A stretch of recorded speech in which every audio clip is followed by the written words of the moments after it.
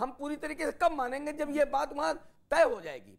एक भारत सरकार की एक सिस्टम है, वो वहां जाता है, अपना वहां का वीडियोग्राफी कर रहे हैं, वहां का सारा कर, इनको कोई दिक्कत नहीं होनी चाहिए, कोई चिंता नहीं होनी चाहिए। लेकिन आखिर इसके बाद भी ये भारत के उस सिस्टम को चुनौती दे रहे हैं, जमा होकर चुनौती दे रहे हैं कि अंदर नहीं जाने देंगे, आप अंदर क्या हम देखने नहीं देंगे। आखिर ऐसा क्यों भाई? आखिर ये क्यों कर रहे हैं? अगर इनके मन में कोई चोर नहीं है, इनके मन में कुछ भी ऐसा नहीं है, तो आखिर ये भारत सरकार और भारत के संविधान के बीच में क्यों आ रहे हैं? अगर न्यायपालिका कुछ कह रही है, उसे गंभीरता से लेने में ऐतराज क्यों है? अली कादरी जी सुनिए, मैं स्पष्ट रूप से ये बात कहना चाहता हूँ, हम भारत सरकार के साथ में हैं। अगर वो विकास के लिए काम करना चाहते हैं, हम आधी रात को तैयार हैं। ठीक है। और हम संविधान के साथ हैं। रही बात हमारे अभी ये साहब ने कहा कि 1947 में, तो मुझे राहत इंदौरी की वो बात याद आती है कि सभी का खून शामिल है इस मिट्टी में, किसी के बाप का हिंदुस्तान थोड़ी है। तो ये रहा सवाल, हमने जिना के पैगाम को ठुकराया, हमने अपने देश को पसंद किया, और वो लोग और है जो पाकिस्तान से यहाँ भाग कर आए। हम यहाँ से भाग कर कहीं नहीं गए। ये देश हमारा था, हमारा है, हमारा रहेगा, और इस देश के लिए हम अपनी जान भी देंगे। हमें कोई ना सिखलाए कि 47 में क्या हुआ था। नहीं, लेकिन आप जो बात कह रहे हैं अली कादरी जी कि सभी का खून इस मिट्टी में शामिल है, तो इस मिट्टी में अगर एक पक्ष या कुछ लोग ये कह रहे हैं कि भाई इस मामले में ऐसे दावे हैं, तो उसको अपनाने में हर्ज क्यों है?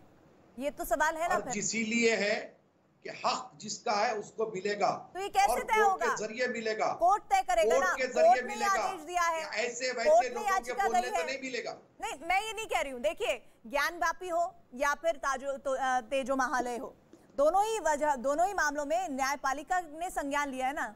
वहां पर टीम भेजी गई ज्ञान व्यापी में, तेजो महालय में भी भेजने की तैयारी होगी आने वाले दिनों में। तो क्या अली कादरी अपने समुदाय से जुड़े हुए लोग, अपने से प्रभावित लोगों को ये संदेश नहीं देंगे कि भाई इस धार्मिक मसले को सहिष्णुता के साथ सुलझाया जाए? देखिए मैडम, हम हर मसले को सुलझाने के लिए तैयार हैं। मैं कह रहा हूं, आपके मीडिया के माध्यम से बात कह रहा हूं कि हम हर मसले को सुलझाने के लिए तैयार है, क्योंकि इस्लाम में सुलह हुदैबिया का बहुत बड़ा मसला है। हमारे पास सुलह करना है, लड़ना नहीं है। हम सुलह करेंगे, लेकिन जब सारे लोग एक साथ बैठेंगे, संवाद होगा, नतीजा निकालेंगे, अमन और चैन को कायम करेंगे। ये नहीं कहते कि हम सिर्फ लड़ना चाहते हैं। अली कादरी कह रहे हैं भाई दोनों पक्ष को बिठाइए, फिर फैसला कीजिए, एक तरफा फैसला नहीं मानने होगा।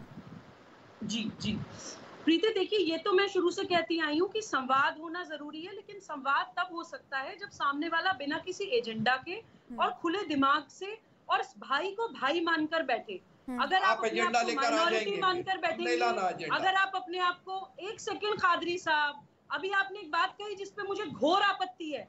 आपने कहा हम तो कभी प्रधानमंत्री बन नहीं सकते देश के। आपके ऐसे बातें बोलने से देश का मुसलमान टूटता है देश से। क्यों नहीं बन सकता है मुसलमान देश का प्रधानमंत्री? अपने देश का सम्मान करिए, कर्तव्यों का पालन करिए। इसने बनाया आज तक 75 साल में, बता दीजिए 75 साल में कौन सा मुस्लिम प्रधानमंत्री है, बताइए। आपके चैनल के माध्यम से मैं, प्रीति देखिए, मुझे नेताओं से उम्मीदें नहीं है, लेकिन मैं आपके चैनल के माध्यम से मुसलमान युवाओं से एक बात कहना चाहती हूँ। नाजिश प्रतापगढ़ी एक राष्ट्रवादी शायर, मुस्लिम शायर ने कुछ लाइनें कही हैं मुसलमान भाई बहनों के लिए, मैं वो बताना चाहती हूँ। प्लीज मुझे सिर्फ ये बोलने का मौका दीजिए, फिर उसके बाद मैं कुछ नहीं कहूंगी। तो वही कहिए। दयारे हिंद में बसते हैं ऐसे राम अब भी, जो छोड़ सकते हैं गद्दी भरत के नाम अब भी। लेकिन भरत भी तो हो अपने फर्ज से होशियार, पड़ जाए अगर वक्त तो हो जाए भाइयों पर निसार। ये पुरानी मसल तुमने भी सुनी होगी कि एक हाथ से ताली कभी नहीं बजती। न मुसलमानों से न इस्लाम से अदावत है, हमें तो बस वतन के दुश्मनों से नफरत है। मुनाफिकों के लिए नोके खार है भारत, जो दिल हो साफ तो फूलों का हार है भारत। गलत है, झूठ है जो भी ये लोग कहते हैं, मेरे अजीज यहाँ सिर्फ दोस्त रहते हैं। जय हिंद, वंदे मातरम। आप प्रीति जी बोल रहे हैं, हो गया, आप बोल लो। जो आज साहिबे मसरत है कल नहीं होंगे, किराएदार है, जाती मकान थोड़ी है, ये बात को भी तो याद रख लीजिए। अनुराग भदौरिया, देखिए प्रीति जी, पहली बात तो साफ कर दें, ये शेर और शायरी का मंच नहीं है, ये वो है जहां पे हिंदुस्तान में जितना अधिकार मेरा है उतने अधिकार हमारे मुस्लिम भाई का भी है, सिख भाई का भी, ईसाई भाई का भी है, बौद्ध का भी है। सबने मिलकर यहाँ खून बहाया है, देश को आजादी दिलाई है। और ये वो लोग हैं जो बचपन से हम लोग एक साथ इसी मिट्टी में पैदा बड़े हुए हैं।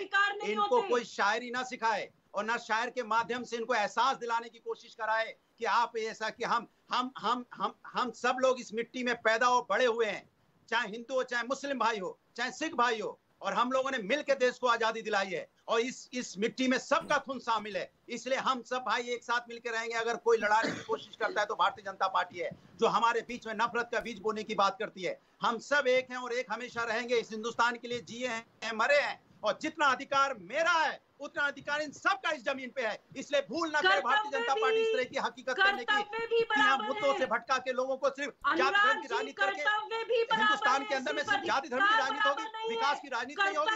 आप विकास की राजनीति करना नहीं चाहते, जाति धर्म की राजनीति को बढ़ावा देना चाहते हैं, ये कतई हिंदुस्तान बर्दाश्त नहीं करेगा। और कोई जाति धर्म की राजनीति हिंदुस्तान में कभी नहीं चलेगी। थोड़े चंद दिनों की बात है कि ये लोग अपना किसी तरह से कामयाब हो रहे हैं, लेकिन हो नहीं पाएंगे। ये हिंदुस्तान या अंग्रेजों को भी भगा दिया था। मैं एक बात मनीष जी से पूछना चाहती हूँ। ठीक है अनुराग, बिना डिस्टर्बेंस के आपने अपनी बात को कह दिया। मनीष, मैं आपसे पूछना चाहती हूँ एक सवाल, बहुत जरूरी है। वो ये कि ताजमहल एक अजूबे के तौर पर दुनिया में जाना जाता है।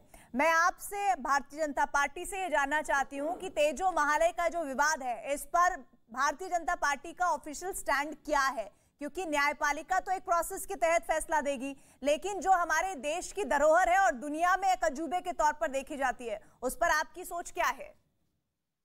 देखिए, भारतीय जनता पार्टी की सोच क्या है, ये 2017 में पूज्य योगी आदित्यनाथ जी ने बताया था, कहा था ये जो स्ट्रक्चर है, जो ये अजूबा है, ये भारत के श्रमिकों के खून पसीने से तैयार किया गया है, हिंदुस्तान के ही धन का प्रयोग किया गया है, ये हमारी विरासत है।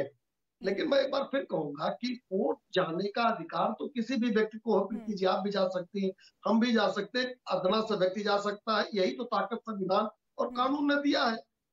लेकिन एक बात का जवाब अभी तक नहीं आया कि 2014 में वक्फ बोर्ड के लिए ताजमहल को आजम खान ने मांगा था। अनुराग भदौरिया, अखिलेश यादव इस पे कुछ बोलेंगे कि किस अधिकार से मांगा था? और संवैधानिक पद पर बैठकर उन्होंने कहा था इसको सौंप देना चाहिए। आपने मेरे सवाल का खैर जवाब नहीं दिया, लेकिन अनुराग आप ही बोल दीजिए, आपसे सवाल पूछ। कलंक है, देश का कलंक बताने वाले लोग ये देश के ये बता रहे थे ताजमहल। जी, मैंने तो जवाब आपको दिया है। सर, मैं आपसे ये जानना चाह रही हूँ कि अगर मान लीजिए, फर्ज कीजिए तेजो महालय को लेकर फैसला आता है, तो ताजमहल को लेकर भारतीय जनता पार्टी की क्या नीति रहेगी? क्या उस दुनिया के अजूबे को ध्वस्त कर दिया जाएगा? क्या किया जाएगा?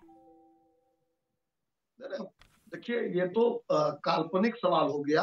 आज की परिस्थिति में जो ताजमहल खड़ा हुआ है, तेजो महालय जो विवाद है, भारतीय जनता पार्टी का एकदम ऑफिशियल स्टैंड है कि ये भारत की धरोहर है, भारत के श्रमिकों के खून पसीने से खड़ा किया गया धरोहर है, और भारत का ही संसाधन उसमें उपयोग किया गया। कादरी जी का एक छोटा सा कमेंट मैं लेना चाहूंगी। कादरी जी, इसी पर आपका एक छोटा सा कमेंट।